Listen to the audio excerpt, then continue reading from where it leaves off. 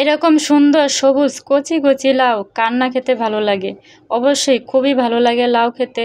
আমার কিন্তু লাউ একটা ফেভারেট একটা মানে পছন্দের একটা তরকারি আরকি, সবজি। লাউয়ের তরকারিটা আমার খুব ভালো লাগে। যা দিয়ে বলবেন তা দিয়ে আমার কাছে ভালো লাগে। হাই গাইস, আসসালামু আলাইকুম। কেমন আছো সবাই? আশা করি সবাই ভালো আছো। আলহামদুলিল্লাহ আমি অনেক অনেক ভালো আছি। আলহামদুলিল্লাহ সবার জন্য দোয়া রইলো, ভালোবাসা রইলো, ভালোবাসা অবিরাম। তো লাউ কিন্তু সচরাচর ভালো লাউ পাওয়া যায় না। তো আজকে আমি সকালে রান্না করছি লাউ দিয়ে ডাল দিয়ে। তো মসুরি ডাল যেহেতু খাওয়া নিষেধ, তাই ভাবলাম যে বুটের ডাল দিয়ে রান্নাটা করি।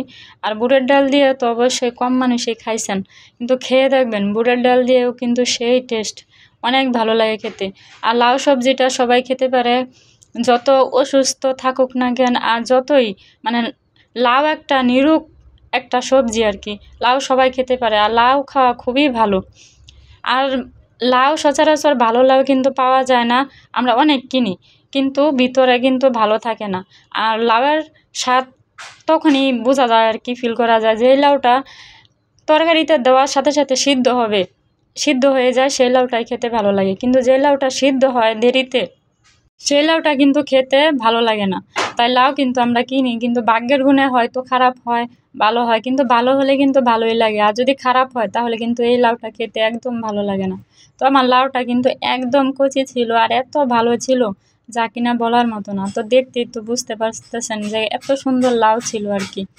তো লাউগুলো সুন্দর করে আমি ডালগুলো কিন্তু পানির ভিতর দিয়ে দিছি, দিয়ে আমি সিদ্ধ করে নিয়েছি। তো হালকা পরিমাণ লবণ দিছি, আর ডালটা অবশ্যই ভিজিয়ে নিতে হবে।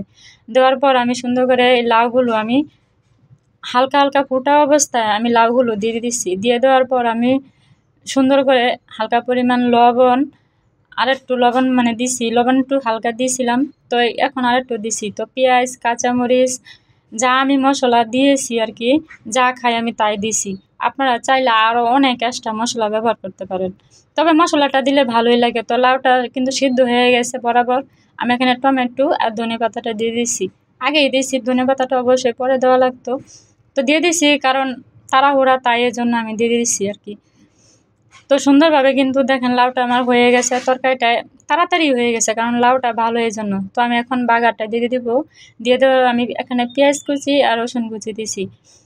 তার সাথে সুন্দর করে আমি এটা সুন্দর করে মানে এরকম ভাজবো যাতে বেশিও না কমও না, এরকম অবস্থা আর কি। তারপর আমি সামান্য পরিমাণ জিরার ফাঁকি দিয়ে দিছি। আর জিরার ফাঁকি দিয়ে দিলে একটা গ্রানটা সুন্দর আসে আর কি। তো সুন্দর করে আমি এগুলো ঢেলে দিছি। আর এত সুন্দর একটা গ্রান বের হয়েছে যা কিনা বলার মতো নয়, যে দেখেন খুবই সুন্দর হয়েছে আর অনেক লোভনীয়, অনেক ভালো লাগছে খেতে। যে দেখেন খুবই সুন্দর, এত সুন্দর, খুবই ভালো লাগছে। দেখেন তরকারিটা দেখলে বুঝতে পারতেছেন। সবাই ভালো থাকবেন, আল্লাহ হাফেজ।